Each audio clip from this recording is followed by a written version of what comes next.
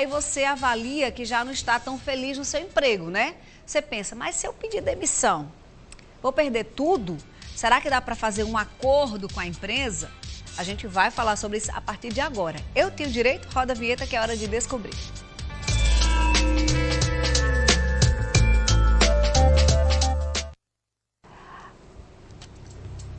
Agora sim, a nossa colunista Sheila Sodré. Boa tarde, doutora Sheila. Sheila toda segunda-feira está aqui. Hoje ela trouxe um convidado muito importante, porque ela trouxe o presidente da Comissão de Direito do Trabalho da OAB, o Daniel Azevedo. Boa tarde, doutor Daniel. Seja bem-vindo aqui Com Você. Boa tarde. Fico muito lisonjeado de estar aqui hoje com vocês. É um grande prazer poder ajudar com essas dúvidas trabalhistas que muita gente tem, né? Muita gente tem, porque antes a gente, vamos imaginar, no passado. A gente dizia, olha, eu não estou infeliz, eu não estou mais feliz, eu estou infeliz, quero sair da empresa, me demita, porque aí eu tenho acesso ao FGTS, aí eu devolvo a seu percentual. Era uma coisa meio de... Meio não, Fernanda. Total, né? Totalmente legal. Não, mas assim, era meio que um favor. Virou prática, acabou sendo uma prática. Era uma troca de favores, certo? Era modo, exato, né? quer dizer, E isso não gerava segurança para nenhuma das partes, principalmente para a parte empresarial, não dava segurança. Porque vira e mexe acontecia o quê? Havia uma cobrança novamente. Então, isso não era interessante. Com a nova legislação, abre outra possibilidade de tornar isso possível. Você falou, por exemplo, do FGTS. Aí eu pergunto, qual é a situação, qual é o benefício real? Quanto que se saca quando eu, funcionário, eu peço a demissão? Quando você pede demissão, você não saca nada. De multa de 40%, FGTS. O que acontecia era que quando você era dispensado sem justa causa, você era botado para fora, você tem direito ainda à multa de 40% do FGTS. E pode sacar todos os depósitos fundiários. Antes da reforma, o que acontecia? O empregador dizia, olha, eu quero te demitir, o empregador também quer ser demitido, mas eu quero receber pelo menos as verbas trabalhistas. E aí o empregador dizia, tudo bem, eu lhe demito, você pede demissão, mas eu faço como se você estivesse demitindo você, e aí eu lhe pago a multa de 40% e você me devolve. Isso é crime. Simulação. Estelionato. Agora, antes dessa parte do FGTS, já começa a se pensar sobre o aviso prévio. Vamos falar sobre o aviso prévio? Me dá a arte do aviso prévio, metade do aviso prévio se indenizado. Como é que funciona isso, Daniel? Deixa eu tentar explicar isso melhor. Na verdade, é uma nova modalidade de dispensa, de extinção do contrato, que é o distrato, que é a dispensa, é o fim do contrato por mútuo acordo. Eu quero ser demitido e você quer me demitir. Como é que eu faço isso? A gente faz um distrato, que é uma demissão por acordo, onde eu vou receber, eu empregado, metade do meu aviso prévio, se indenizado, certo? Eu vou receber aquela multa, que não é nenhuma multa, a gente chama de multa, mas no cotidiano a palavra técnica é indenização, que é de 40%, ela cai para 20%. E recebo todas as verbas rescisórias. FGTS, eu só posso sacar 80% e não faço jus ao seguro-desemprego. Esse é o novo acordo previsto na reforma trabalhista. O que é muito bom, porque fica claro para as duas partes, compensou, perfeito. né, Sheila? E você sai da ilegalidade, né? Ponto. Mas o que acontece? Normalmente a gente tem que frisar essa questão dos benefícios na hora de fazer a escolha, Fernanda, porque ainda, às vezes, ainda está na mentalidade, e aí é bom para o nosso telespectador entender que não há mais essa possibilidade.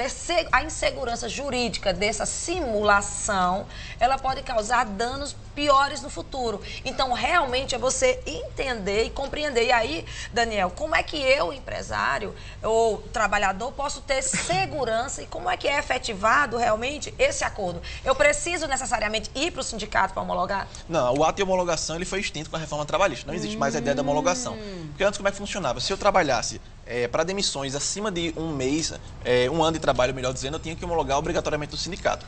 Agora não há mais essa obrigatoriedade. Porém, se hoje em dia os empregadores continuarem com essa prática de eu te demito e você me devolve a multa, além disso ser crime, logicamente, isso não evita uma ação trabalhista, certo? Porque é fraude à legislação do trabalho. É verdade, André, que quando você faz esse acordo, você abre mão de qualquer Daniel, quando a gente faz esse acordo, a gente abre mão de qualquer reclamação trabalhista depois? Você pode fazer um acordo para dar quitação a todas as verbas trabalhistas, certo? Mas uma coisa basilar, os direitos trabalhistas são irrenunciáveis. Se eu faço um acordo sobre determinada matéria, não impede que eu discuta as outras na justiça. Mas se eu fizer um acordo amarrando tudo, dizendo, olha, vou dar plena quitação ao contrato de trabalho, aí sim eu não posso entrar novamente na justiça. Entendi. Até por uma questão de insegurança jurídica, né? Então tem que ver isso na hora de redigir um contrato. Existe um contrato base, mas ele pode ser mexido? Existe hoje em dia um procedimento trazido pela reforma trabalhista, que é o procedimento de acordo extrajudicial. Eu vou, através do meu advogado, eu empregado, e a empresa com o advogado deles tem que ser necessariamente advogados distintos, Vou lá com a petição, faço o acordo, a minuta, redijo os termos, Agora as tem que condições de prestar pagamento. atenção se tem isso, você abre mão, porque se Isso, tem tiver que tá isso, você não tudo pode falar transparente. E nada. não só isso, Daniel lembrou muito bem que há necessidade real mesmo de ser acompanhado por advogado. Isso é que vai Para dar fiscalizar. A ideia é essa evitar aquelas leis fiscalização. simuladas, né, que havia anteriormente. Então a ideia é que se eu tenho o meu advogado e você tem um dele, ninguém pode burlar ninguém. Ambos estão sendo Entendi. fiscalizados. Entendeu? Você leva para juiz, o juiz vai homologar, justamente para o juiz ver se há alguma ilegalidade ali, se está havendo E é por alguma isso que sai o usurpação de sindicato. direito. Exatamente, perfeito. O Anderson traz uma questão aqui, Sheilinha. Ele mora nos bancários e ele disse que pediu demissão de uma certa empresa e falaram algumas coisas, porém que o dissídio ele não foi pago. E aí falaram que não tem previsão. Eles estão certos, já que a carteira já foi dado baixa, ele perdeu essa questão do dissídio? Não, se ele tem algum direito, eventualmente, a reclamar na justiça, ele pode ir normalmente na justiça, independentemente do dissídio, certo? O direito previsto na convenção coletiva, que é aquele instrumento firmado por sindicatos empregados e sindicatos empregadores, ou por acordos coletivos, que é a empresa e o sindicato dos empregados, ele pode sim questionar qualquer direito desse na justiça, independentemente de haver um dissídio ou não, certo? É direito dele. Dele, né? Agora, o que tem que observar, que a gente gosta sempre de mencionar, é cada categoria tem dissídios diferentes, tem convenções diferentes. Então, até nesse momento de fazer um acordo, de verificar as coisas que já tenham sido incorporadas ou que não têm sido, então ele tem que estar com esse conhecimento, Fernanda. Entendi. Cada categoria tem algumas peculiaridades a serem observadas. Perfeito. E olha, o cidadão, ele não pode ser proibido ou não pode haver uma vedação de ir para o judiciário buscar o seu direito. Entendi. Mas o que acontece com a Justiça do Trabalho, que é importante a gente mencionar, e aí eu vou pedir depois o Daniel para falar isso em números, é que se um trabalhador vai em juízo questionar, por exemplo, um acordo que foi feito, uma demissão, e ele não tem como provar, ele vai ser penalizado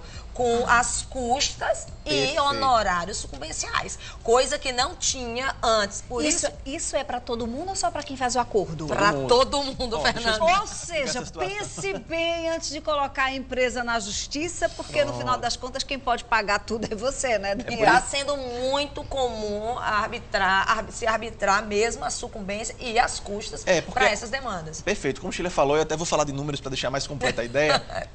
Qual é a ideia? Com a reforma trabalhista, antes da reforma trabalhista, se você empregado entrasse com ação trabalhista, pedindo lá um valor milionário e perdesse, na pior das hipóteses, você não levava nada. Sim. Hoje você pode sair devendo.